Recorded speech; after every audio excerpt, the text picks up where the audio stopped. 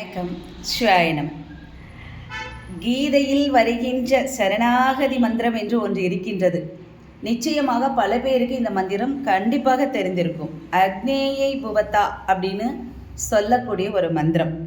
கீதையில் நம்முடைய கிருஷ்ண பரமாத்மா அற்புதமாக சொல்லக்கூடிய இந்த வாக்கு எப்படின்னா 18 அத்தியாயமாக நமக்கு கொடுத்துருக்காங்க.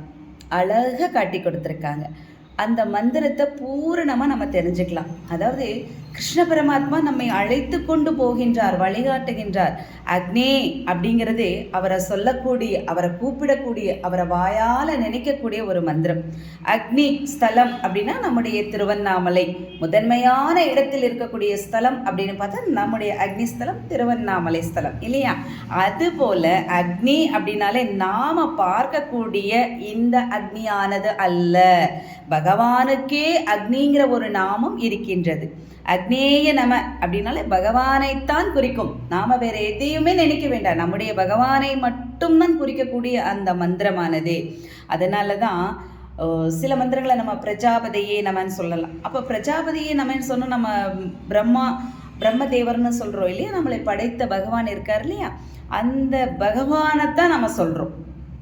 இப்படி நாம் ஒவ்வொரு தேவதைக்கும் நாம் ஒவ்வொரு விஷயமாக அந்தர்யாமிக்கமாக இருந்து அந்த நம்மளுக்கு வேண்டிய பலன்களை எல்லாம் பூரணத்துவமாக கொடுக்கக்கூடிய நம்முடைய பரமாத்மா அக்னிங்கிற சொல்லுக்கு அற்புதமான ஒரு விளக்கம் பொருள் அப்படின்னாலே நம்முடைய பெருமாள் விஷ்ணு பகவான் தான். அதனால் அக்னி நாம் திருவண்ணாமலை கிரி பிரதட்சிணம் வரும் பொழுது ஓம் விஷ்ணவே நம, ஓம் அக்னேயை புவதா, ஓம் சரவணபவாய நம, ஓம் ஜோதிஸ்வரூபிணியை நம, ஓம் விஷ்ணு ரூபிணியை நம, இப்படியெல்லாம் அக்னி சம்பந்தப்பட்ட மந்திரங்களை சொல்லிக்கொண்டு வரும் பொழுது நிறைய மாற்றங்களை உங்களால் பெற இயலும். குழப்பமே வேண்டாம். அக்னின்னு நம்ம எடுத்துட்டாலே பரமாத்மா தான்,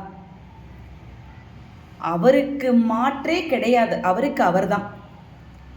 எம்பெருமானே, பகவானே, என்னை அழைத்து கொண்டு போ, என்னை வழிநடத்தி கூட்டிக் கொண்டு போ. கிரி பிரதட்சிணம் போகும் பொழுது, வரும் பொழுது, செல்லும் பொழுது எல்லாம் அக்னி பகவானே விஷ்ணு பரமாத்மாவை நினைத்து கொண்டு அடிமேல் அடி வைத்து பிரதட்சிணம் வைக்கும் பொழுது அந்த இடத்துல பாருங்க, ஒவ்வொரு அடிக்குமே 1008 லிங்கம் இருக்கும். நம்ம மனதார நம்ம நடக்கும் பொழுது இந்த கிரி பிரதட்சிணம் முடிகிற வரைக்கும் எனக்கு எந்த விதமான தடங்களும் ஏற்பட்டு விடக்கூடாது. பகவானே, என்னை வழிநடத்தி கூட்டிக் கொண்டு செல்ல வேண்டும். எந்த இடத்திலும் நான் மனம் சோர்ந்து விடக்கூடாது, எந்த இடத்திலும் நான் தடுமாறி விடக்கூடாது. அப்படியெல்லாம் பகவானை நினைத்து கொண்டு ஆத்மார்த்தமாக